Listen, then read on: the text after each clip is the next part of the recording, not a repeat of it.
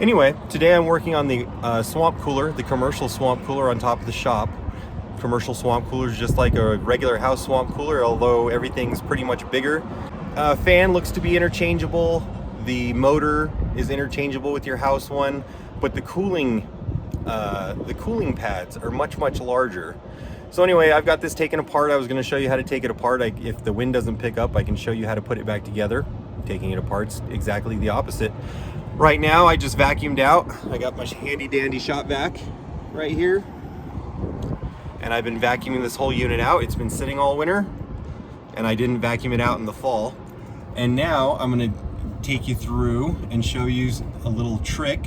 So we're looking at the center of the bearings on the fan blower, on the fan blades. You have to lubricate these bearings. And if you look right through the wheel, there's a little cap. You're gonna lift the little cap up and you're gonna fill it with lubricant. You can use 3-in-1, you can use pretty much anything you want, a very light lubricant. Gun oil, if you've got some gun oil at home. They sell in the swamp cooler parts department down at the Walmart. Sometimes they used to, or Diamond G or Home Depot, wherever you shop at, Lowe's. They have this little bottle of oil called the Zoom Spout Oiler.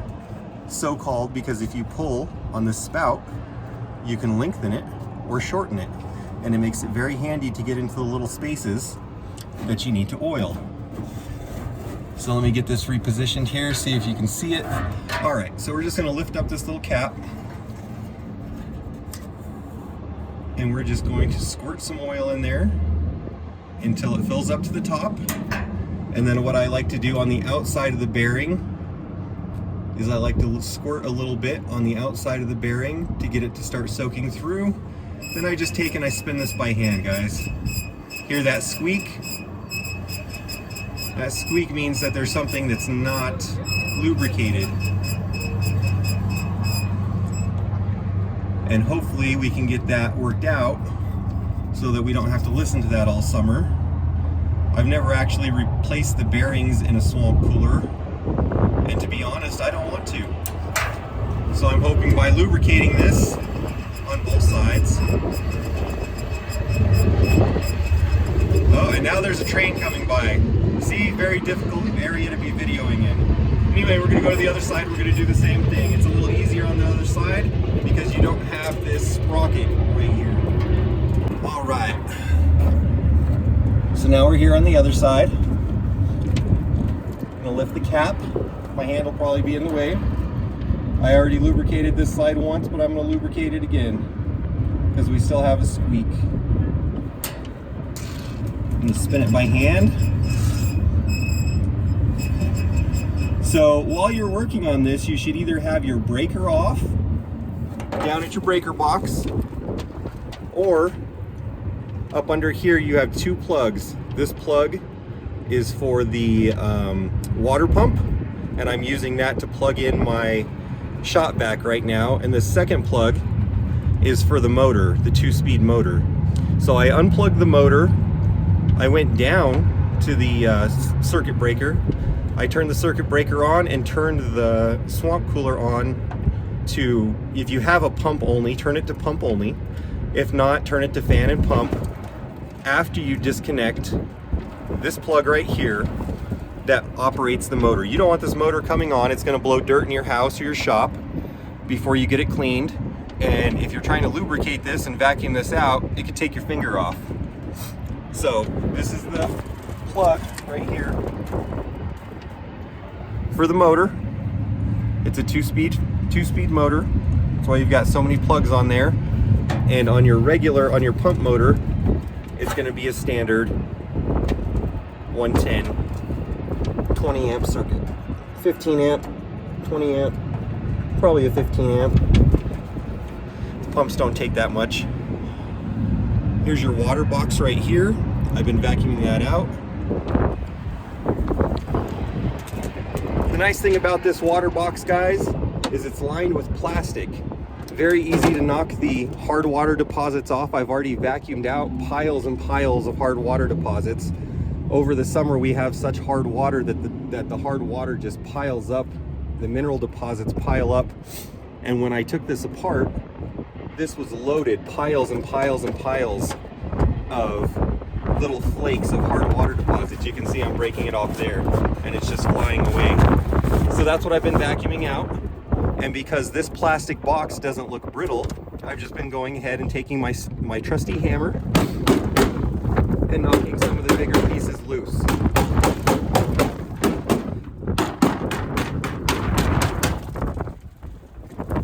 See this pile? There was a couple inches of this that I vacuumed out already. Now the nice thing about this is that it is plastic. My swamp cooler at the house has got a metal pan, and it is ridiculous to try to get the hard water deposits off of. We're probably going to replace the entire swamp cooler at the house this year. I think all swamp coolers should come with a plastic pan, especially where there's hard water. Makes it much nicer to work on. And then this is a part that you can reorder. I'm assuming you could reorder this whole water pan if this ever got brittle and cracked. If your plastic is looking brittle and you have a plastic pan, don't be beating on it with your all-in-one hammer, screwdriver, and plier set, okay? You don't want to be doing that. If this float is really caked here with hard water deposits, there's a bunch on the bottom I didn't get yet. You're going to want to try to clean that off a little bit. I don't really want to be replacing that. It's held up for the last couple years. And then here in a second, I'll put the drain plug back in. I've got the motor out. This is the strap to hold the motor in. And the big problem with this, hold on one second.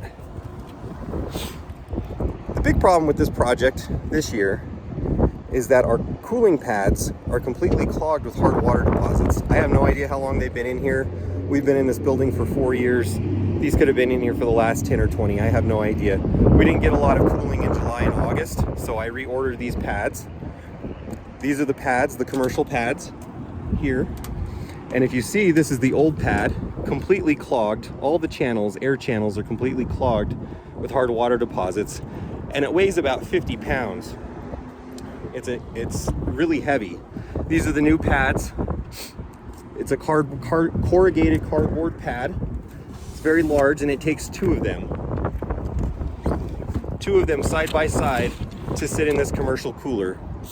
So on your house cooler, normally 2 or 3 or 4 sides of the cooler have pads in them, thin pads. This one, the air only intakes on one side, and it goes through these massive coolers, 2 of them that are soaked with water, and that creates the cooling effect. So this is how it sets in here right there. 2 of these pads side by side. These are the new ones. I'm a little upset. This one was damaged in shipping. You can see in the corner here that it got some damage in shipping. And a little bit on that other side. This one seems good. No problem. But this is what both of the old ones look like, and I almost couldn't lift them out by myself. It's in an awkward position. They're kind of crammed in there real tight, and you can see that these are just absolutely caked. They're not soft at all. It's one big mineral deposit. It's like, what do you call it? Petrified wood. It's crazy. Okay. The other one I had in a box, and it blew halfway off the roof, so I went ahead and kicked it off. Bounced into my car's bumper, but you know, that's what it's for. It's a bumper. It'll be all right. So that's the project I'm working on. I should have started the video before I got started, but this little storm. Sorry about that. I accidentally hit my volume button on my phone, and apparently that turns the video off. All right, so where was I? I just realized that I just went for about 10 minutes and wasn't recording at all. Total amateur move right there, right? All right, so anyway, we were talking about the plastic pan. If you're working on a swamp cooler at your house, you're most likely going to have a metal pan. What I like to do with the metal pans, because our hard water has so much mineral in it and so much calcium buildup, is I take a plastic paint scraper, or sometimes even a metal one. If you have a fresh coat of paint on your pan, you don't want to scratch it and damage it, so just use a plastic scraper. What the nice thing about this commercial unit is it has a plastic pan. All right, and I don't know if I already went over that, But this plastic pan is nice. It sets in here on top of the metal. It protects the metal, and it's very easy to get all these hard water deposits off. I already vacuumed out 99% of the deposits. It was piled in here about 2 to 3 inches high. Once I took off the pads, you can see here this loose stuff. There was piles and piles and piles of it. I used my swamp cooler, or not my swamp cooler. I used my shop vac to go ahead and vacuum that out. And then what you just missed was me installing this drain plug here. So I'll go quickly back over the drain plug, just so you know. So this drain plug, if you're buying a new drain plug, you're gonna have to install it. And what I did is I used a little bit of Teflon tape, and honestly that's all you're gonna need is a couple wraps of Teflon tape on the threads. This does not hold pressure, it holds 2 to 3 inches of water. It's not gonna be that big a deal.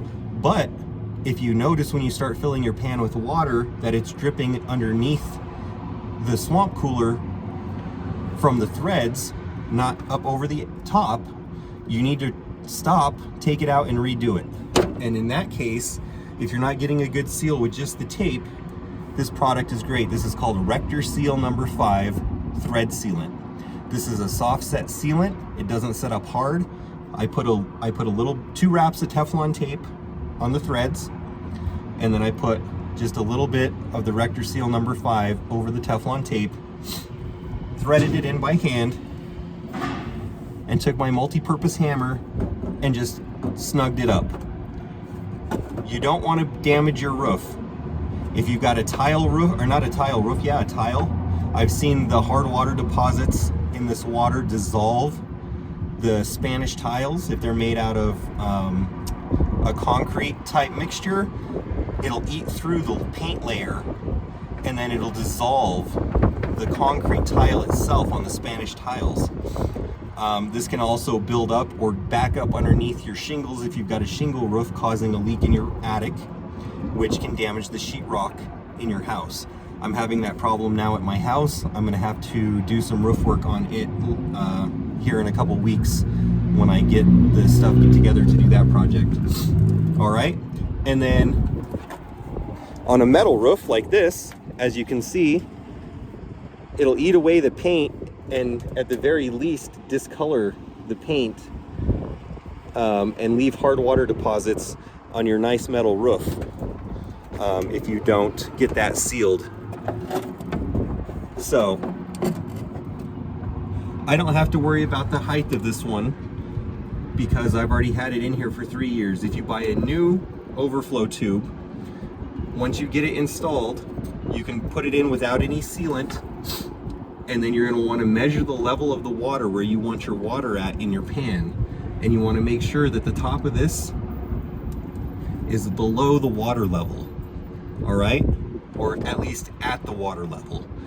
And then you're going to want to adjust your float valve right here to make sure that the water in the pan doesn't come up and start overflowing your overflow drain, your drain valve. Because again, if it's open on the bottom, and I'll show you, this one's open. I need to fix that. If it's open on the bottom, it's going to drip on your roof and it can cause problems. Now there's a couple types of drains. If you're doing a new swamp cooler or you're doing any repairs, you're going to want to buy the drain, and it looks like this one has it. You're going to want to buy the drain that has a hose fitting at the bottom, and you're going to want to take an old piece of water hose, connect it to the bottom of this, and then run it off your roof so you don't get any water backed up under your shingles, so you don't get hard water deposits on your metal roof, so it doesn't dissolve the paint and then start dissolving the tiles on your Spanish tile roof. Now you can get some of these and they don't have a hose bib on the bottom. That's not great. If you ever have a problem, if your float ever fails, you don't want that water pouring onto your roof.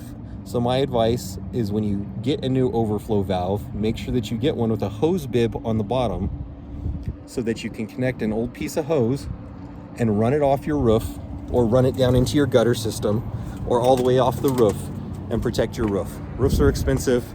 I know I'm gonna have to work on mine at the house. The whole thing's probably gonna have to be redone. All right, so what I'm gonna do now is I'm gonna take a little break. I'm gonna finish vacuuming this pan out because I knocked some more hard water deposits loose with my trusty multi-purpose hammer, screwdriver, and wrench here.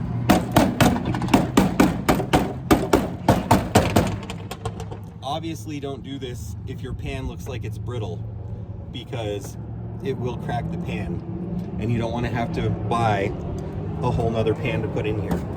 So let me fire up the vacuum cleaner and vacuum that back out, and I'll be right back. All right, guys, I vacuumed that out again. We're gonna call it good. It's just gonna build back up with hard water deposits. So I'm just referencing the direction that the new pad is supposed to go in. So we're gonna get the new pads in here. Super easy with them new. They're lightweight, they don't weigh anything at all. But those old ones were crazy. Actually, before we do that, we need to plug the pump back in while we have access. So let's do that.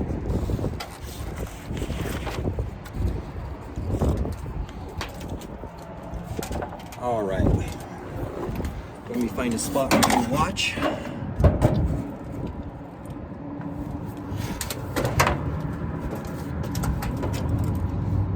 All right, guys. I'm actually gonna have to go down and get the basket. I already cleaned out the pump. The pump goes right here, and we just put a little screw up here on the top to set it in place. I do like to put the little plastic basket underneath it, just so that the big chunks of hard water deposits don't get sucked up into the motor. It kind of holds them back. So let me go do that. Let me go grab the rest of these parts. All right, I went down the ladder, came back up. All right, so I like to use these little plastic boxes. I use it as a filter. Keep some of the bigger stuff from getting clogged up in your pump. You don't want your pump to stop in the middle of a hot day and have to go buy a new one.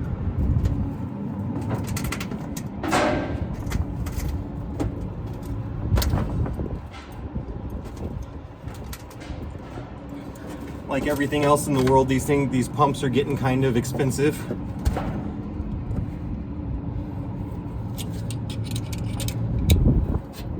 I had to buy one for the house last year, and I want to say I paid about $75 for the thing.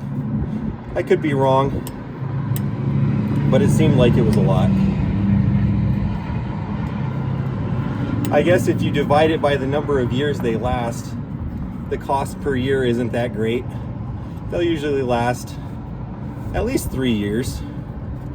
If you take it down, take it apart, get all the hard water deposits off of them, they usually last about 3 years.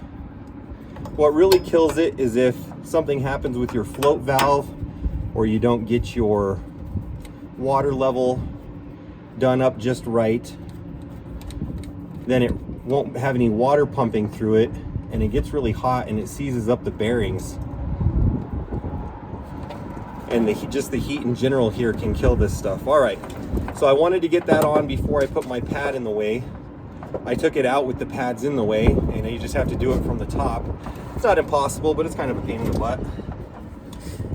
This is our hose. You're gonna have probably a smaller clear hose or blue hose if you're doing this at your house. And I am missing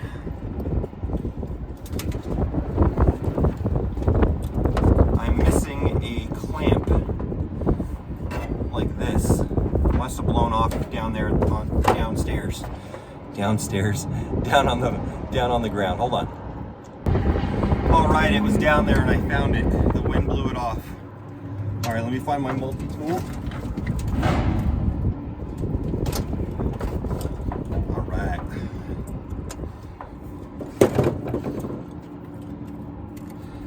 So we're gonna put that clamp over the hose. Take our multi-tool, squeeze the ends. Now I took this hose down and I moved it back and forth, made sure that it was pliable still, that I don't have to replace it. And then you can see all the hard water deposits inside there. It was much worse. So I took the water hose, I blasted water through there, blew out a lot of stuff, and then I took my air compressor and I blew compressed air through there as well.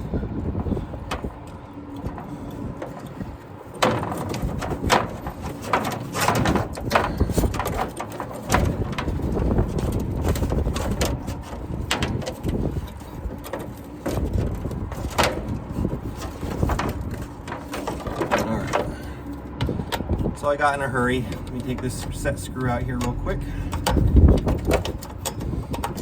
I think I'm going to have to replace this hose next year. It's starting to lose its elasticity.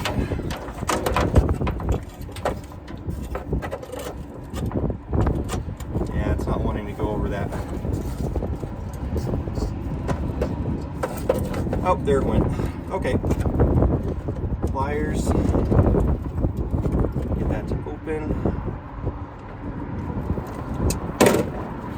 Get the clamp set in place.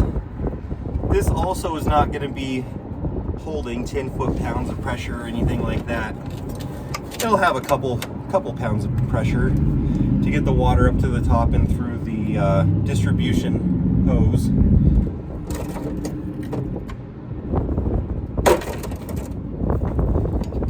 But it doesn't need a ton of clamping to make it work.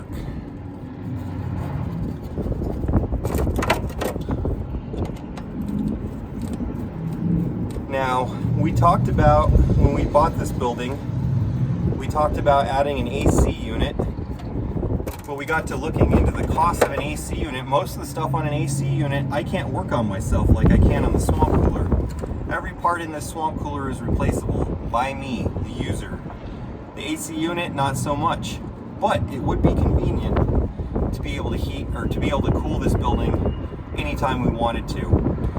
Right now, it's probably not hot enough to turn on the AC units at the house, but we have south-facing windows here at the shop, and in the afternoon, the air temperature during the day has been 74, 75. It can get up to 80 in the afternoon in our shop, which is why now that the danger of freezing at night is low, we're going to get this up and running so we can run it in the afternoon. When we did put in the new HVAC unit, we did buy a combination unit so that we can add AC later if we decide to. But for now, we're going to keep the swamp cooler. It works good. All right, this plug is going to go back up in that plug that I showed you, but not right now because I still need the shop vac. So let's set these pads in place.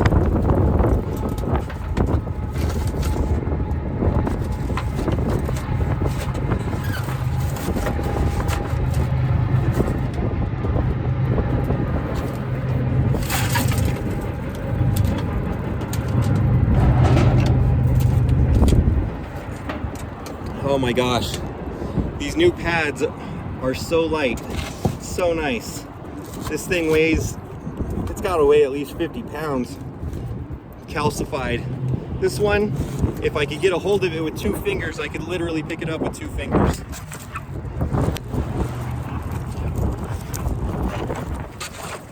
All right, let's get you repositioned here.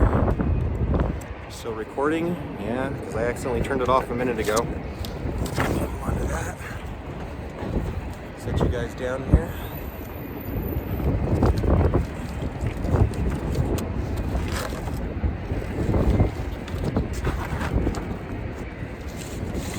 So I showed you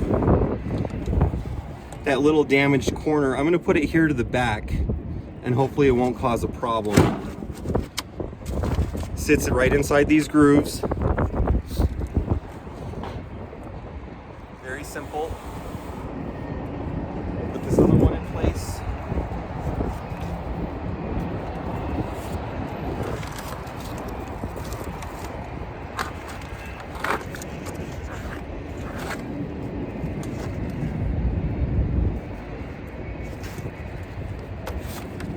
What's up? Hi.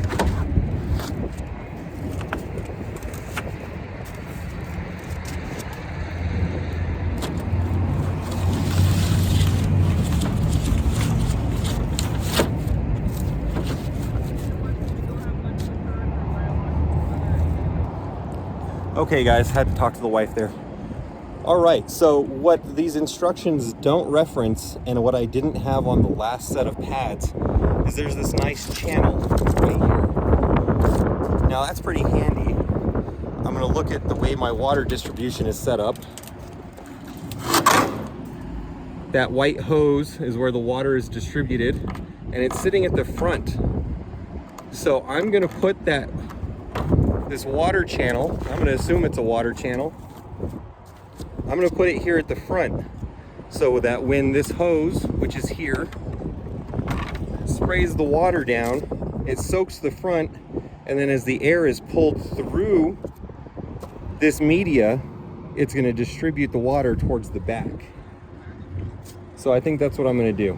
I'm gonna keep this water channel here at the front. I'm gonna double check these instructions, but I don't think it makes any reference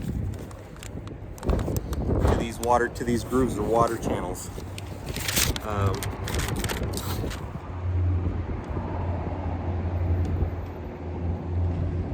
It does not. So that's what I'm gonna do. I'm gonna keep these channels, I'm gonna assume that they're water channels, I'm gonna keep them at the front of the media. Now we just take this, I rinse this off, scraped off a bunch of the hard water deposits off this hose. This is where the water comes out from the pump. And this is gonna set basically over this water channel. That's gonna be nice. This just sets in place.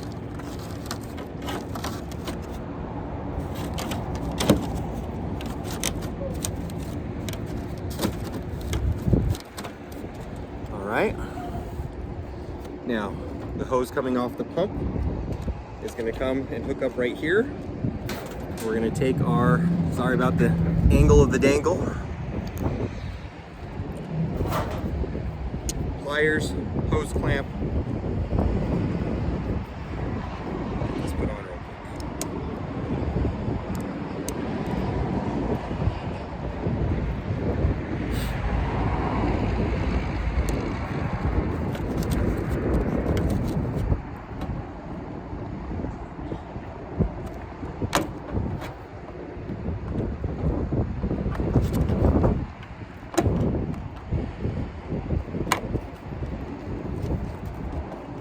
All right, now I'm going to turn the ears of this hose clamp away from the top because I don't want it scratching the metal, the powder coating on the top of my cover here. So we'll just turn that away. Now everything should sit nicely. All right, this all goes back like a jigsaw puzzle. So I didn't start recording when I took this apart, but this is the front cover. This is the louvered cover. Now, this wasn't on there now. There was a solid cover. There's two covers. There's a winter cover that's completely solid. It looks like that cover right there. Oh, actually, that might be the cover. No, that's the top cover. All right, so the front cover for the winter looks just like this to keep the wind and the rain and the snow and the dirt and the bugs out. So this is just gonna, there's a lip on the bottom. We're just gonna tilt and set that in place. So easy, you can do it with one hand. Now the problem is that it's loose up at the top. So, we're gonna move some stuff out of the way here. And I'm gonna set you down.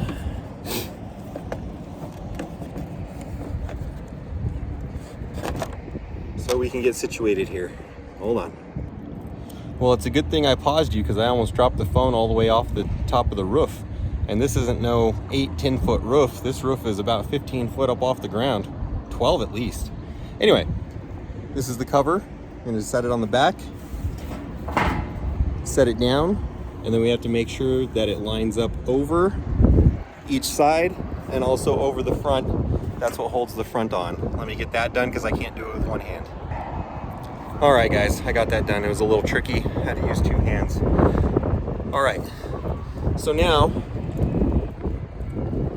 I can't see what I'm doing. If you look here, there's just screws. And these are sheet metal screws. If you have a 1/4 inch nut driver, you can use a 1/4 inch nut driver to put those screws back in. Screwdriver, doesn't matter. They just need to be snugged up. They don't need to be tight. They'll hold. So this is what the front of the swamp cooler looks like in the summer. And in the winter, you put the blank cover on that looks just like this to keep it all together. So, why am I making this video? Well, you'll get professionals, and we're a small business, and so we understand how pricing works and that you need to charge for your labor. We understand that. But you'll get a small business, or you'll get a business to come in and you'll ask them to do a service on your swamp cooler for you at the beginning of the year. And if you don't know what to ask for, or you don't know what to ask them, you don't know what you're gonna get. And if you have never seen a swamp cooler and you don't know what it looks like, you don't know what to ask for and you don't know what to expect. So if you're hiring this out, if you can't get up on your roof and you need to hire this out, you need to ask them, are you going to vacuum out and clean out the hard water deposits from last year?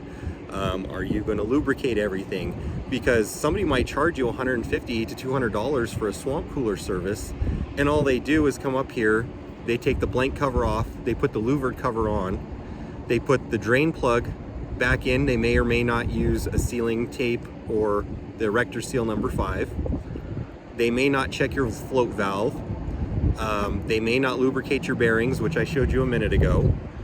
They may just take your blank cover off, put your louvered cover on, put your drain valve back in, turn the water on, fire it up, and walk away. And they charge you $150 to $200 for that. And that's a ripoff. If they're doing what I'm doing, if they're vacuuming the unit out, if they're dusting it, if they're lubricating everything, if they're making sure that the drain valve is in the correct position, adjusting your float valve for you to make sure that it's not leaking and going to damage your roof, then maybe. But why aren't you doing your own work? If you got your own house and you got your own swamp cooler, it doesn't take that much time and effort. You can do it yourself. I mean, if there's some reason you can't get on the roof and you can't figure out how to use your multi-purpose hammer, also known as channel locks, and a screwdriver, then I guess you have to hire it out. But you shouldn't have to. And maybe you don't have somebody to show you how to do these things. Or maybe you've done one part and you haven't done the rest.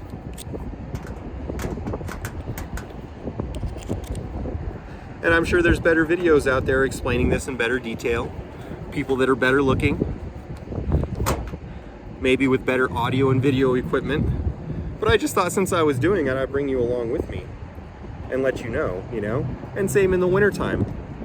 I'll try to remember to do a video in the wintertime when I put this back away, when I put this unit up, and show you what we do to take it down, drain the water, and put it away. Because they'll charge you $150 or $200 to pull the drain plug and drain the water out and turn the water valve off and walk away. If you don't know what to look for or ask for, how would you know?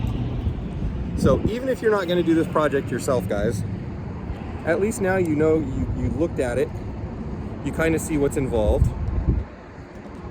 You can ask the service provider what they're going to do for you, if they're going to vacuum the unit out or not. I've showed you a couple tricks that maybe you didn't know. I think last year I pulled out a 100-foot extension cord to pull the shop back up here with me to clean out the unit. Well, you don't have to do that. All you have to do is turn on the power down there, unplug the pump first, come up here and unplug the pump, unplug the pump, unplug the motor, the water pump and the motor. Go back to your circuit breaker, turn the circuit breaker on, go to your controls for your swamp cooler, turn the swamp cooler to either pump only, or if you don't have a pump only option, just turn the whole thing on. Then you can come back up here. You can use a short extension cord or just the 10-foot extension cord on your shop back, and you can use the power that's already up here to do your shop back. Now what I will tell you, is I don't have this problem with this unit because it's got a plastic bottom. It doesn't build up static electricity and shock me.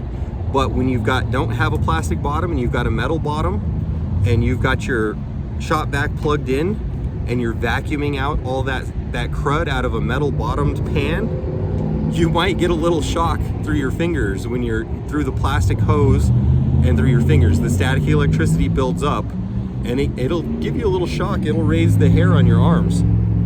So be aware about that. Make sure that you're working with a shop vac and an extension cord that have a ground plug on it.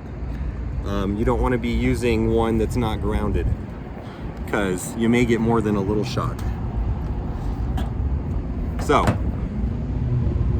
make sure your 3-prong plug has the ground plug. When you're working with this, make sure that it's not cut off, because when you're working with a metal bottomed pan and you're working on top of a metal roof, you might get a little shock. And you don't want that. It may be enough to hurt you. You never know. Electricity can be a dangerous thing. So make sure your stuff's in good repair so you can protect yourself. Let me see what we've got going on here. I think I've got one more screw.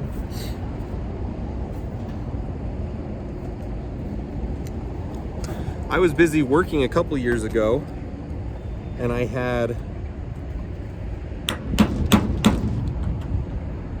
Haley asked me, a company came by and she said, well, they want to do the service on the heater, the furnace, and get it going. And it was getting a little cold and I was busy at work, and I said, okay, yeah, go ahead and have them do that. I think they charged her $125. And all they did was change the filter. They changed the intake filter on the heater, and they replaced the AA battery in the thermostat and turned it on. Said, have a nice day, and walk out. Well, I'll show you how to do that too. That is literally so simple. You could train your poodle to do it. It doesn't take any effort to change out the intake filter on your heater. Doesn't take any effort to change the AA battery or AAA battery in your thermostat and to make sure that your heater is going to fire up. Now, if you're having a problem with your pilot light, your electric igniter, or maybe when you turn it on you smell gas, well then yeah, you need to stop what you're doing and you need to get that figured out. But just to simply turn it on in the winter, change the air filter. You should be changing the air filter every month to every 3 months when your heater's in use anyway. To be honest with you, it's so dusty here in New Mexico that you really want to be changing those out. You can buy them in bulk at the beginning of the season. You can buy a 5-pack or whatever, change them out every other month, change them out every month. We used one this year, but we bought the 6-inch. Our furnace actually has a slot for 5, it's either 5 or 6 inches tall for a filter. It's not one of those tiny little 1-inch filters that you see over at Walmart. And your furnace may be able to take that as well. You may be able to take a 4-inch, 5-inch, or 6-inch filter. We bought the upgraded one. We bought the HEPA filter, the best one they had, highest efficiency filter. We have pets in the house. They come in and out through the dog door. It's dusty. We've got kids tracking dirt through the house. So we used just one filter this year, but when I used to use 1-inch filters, as soon as I fired up the furnace, I changed the filter, and we changed the filter every month if it was a 1-inch filter. They're not that expensive. I went to a massive 5-inch filter this year. I'm interested to see what it looks like when I pull that out. The way they installed my furnace, it's actually a little bit difficult to get that 5-inch filter in and out, just the way they mounted it.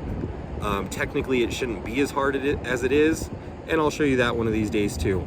I have to order a new one, so when I get a new one in, I will show you how to pull out that old filter and how to install a new one. All right guys, so we're almost done here.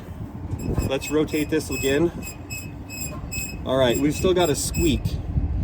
So I'm gonna take the oiler, I'm gonna keep oiling this and see if I can't get that squeak to stop. If not, I may have to replace these bearings, and I believe these bearings, it's this whole unit. From here, these 3 screws, sheet metal screws, take those out, take this whole assembly apart, take that whole thing off. Yeah, see this bar, it's spinning. So you take all those 3 screws out, pull this whole thing off of this bar, this carrier bar, and slide a whole new one in. I've never actually done one. I've always got it to stop squeaking by just oiling it, but I may have to replace the bearings this year, the bearing assembly. If I do, I will let you know. I wanted to show you one other thing before I do that, because you may or may not know this. Let's get under the swamp cooler.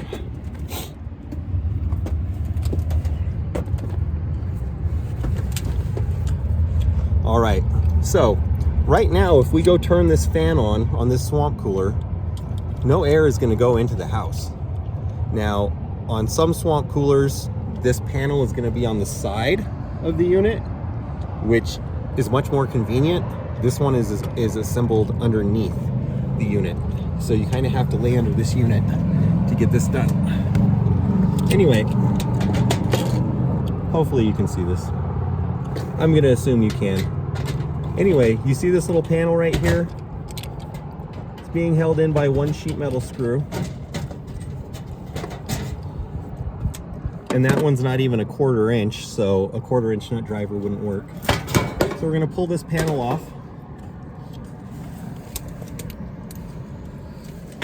And you see, I don't know if you can see in there, no air is gonna come out of that swamp cooler because this panel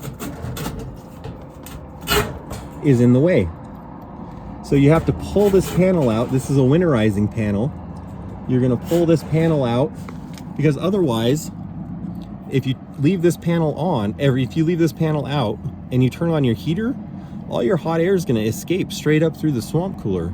It's gonna your heating bill is gonna be ridiculous. So you need to make sure that on your swamp cooler in the winter, you put this winterizing panel in, and that blocks the heat from escaping back out and cold air from going down. And then this panel goes back on. On my unit at the house, on this side of the unit, right over here, there's a slide-in panel just like this one, but there's no cover panel. There's just a slit, just a small 1/2 inch, 3/8 inch slit in the ductwork that your winterizing panel slides in and out of. And that's all you got to do. You just in the summer, you pull that winterizing panel out, put it somewhere where it won't get bent and damaged, and you'll remember it in the fall. In the fall, you slide it back in place to button everything back up, okay? I think we'll leave it there. I'm gonna oil these bearings some more, see if I can get them to stop squeaking. If I can't, well, we'll deal with that later. Maybe I'll turn the camera back on when we fire her up. We'll see. Anyway, hope you learned something in this video. If not, well, sorry about that. We'll talk to you later, guys.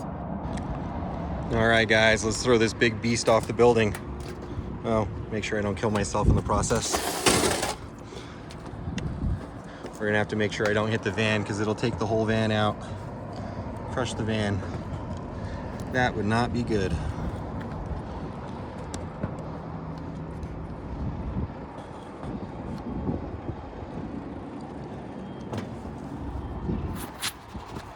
All right, let's take this 50-pound, 80-pound beast and toss it. All right. Here is the old petrified 10, 15, 20-year-old, who knows how old this thing is, but it's petrified with hard water deposits. It's got to weigh at least 50 pounds, between 50 and 80. Oh, not good. Anyway, all right. Wow! Oh, you guys missed it. It was satisfying. Now I'm gonna have to go vacuum that up. Hey everybody, I'm back again. I finished up that project, got the water hooked up, got everything going. The air was cooling off just nice. Did some other errands and I came back and found this.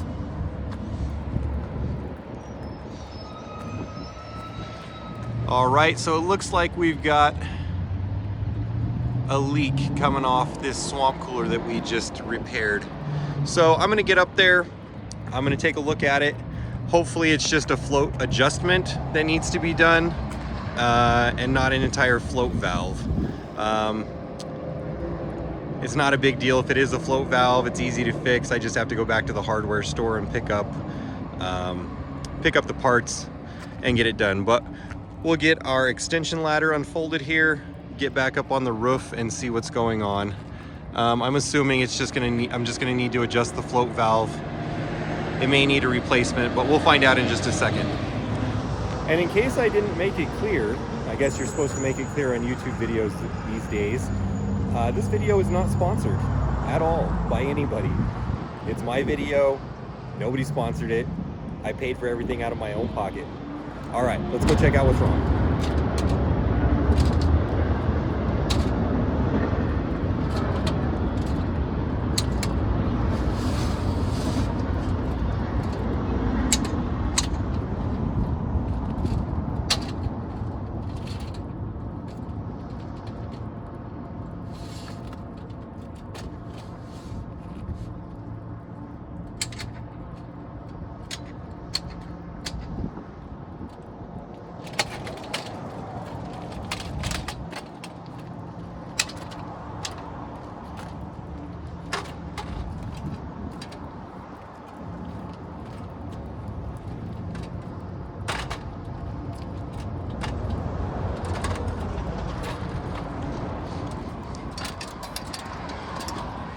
And up we go.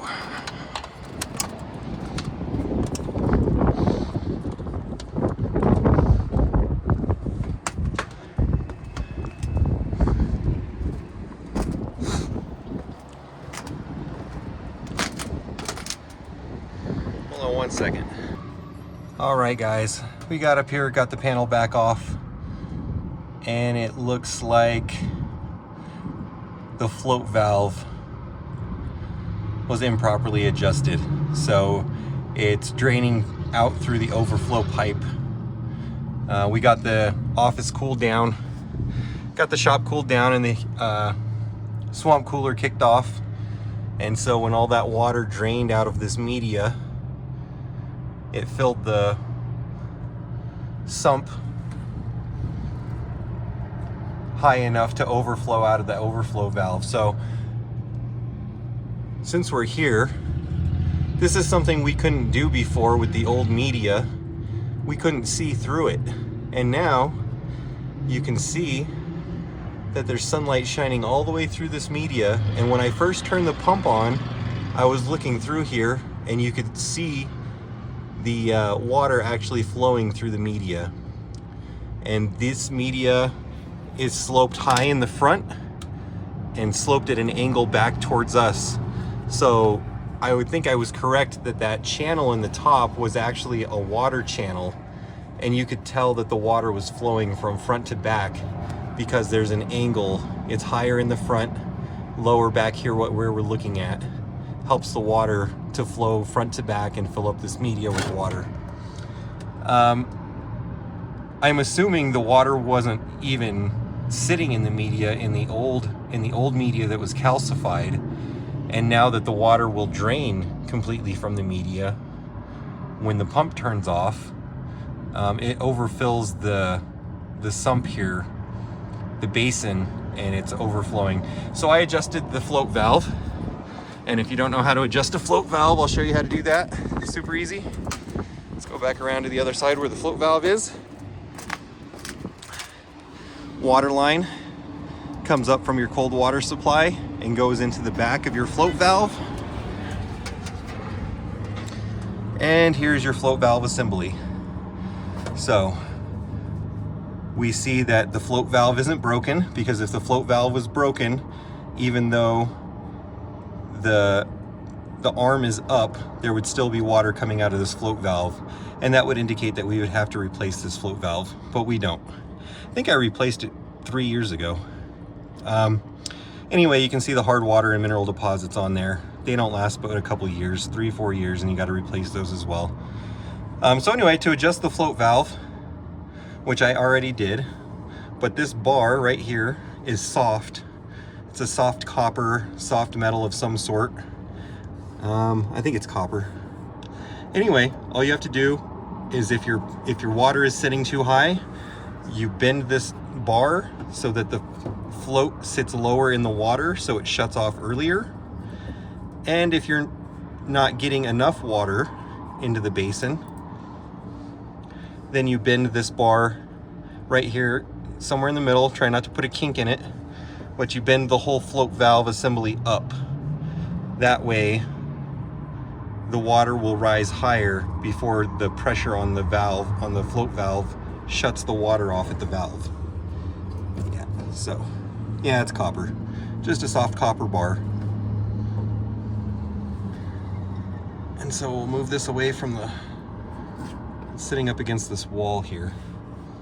And we moved it away a little bit.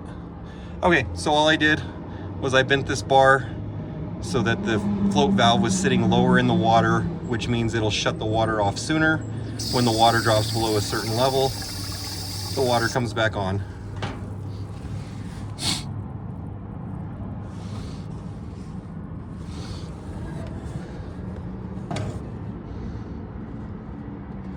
And it's looking yellow in this video. Those hard water deposits in the bottom of the plastic pan, they're actually white.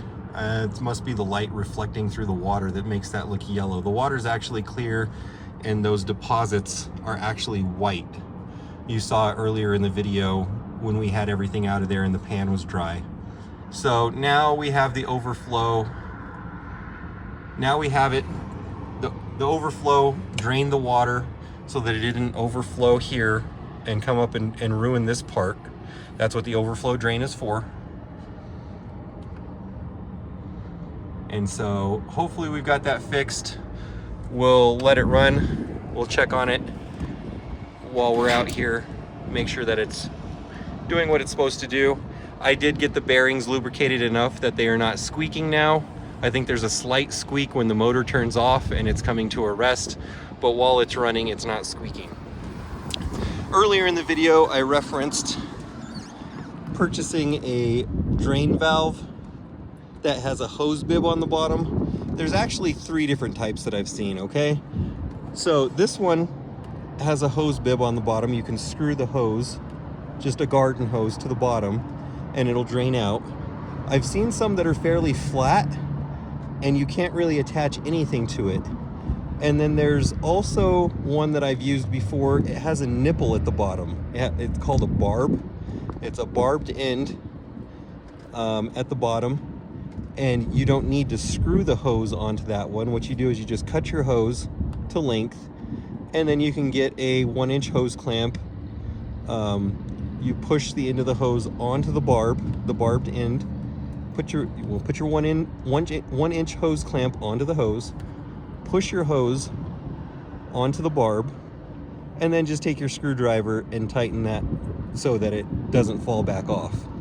And then, like I said, direct your hose into your gutter system if you have one, or just at least off of your roof so that you're not getting this problem that I'm getting here that I'm gonna have to remedy at some point.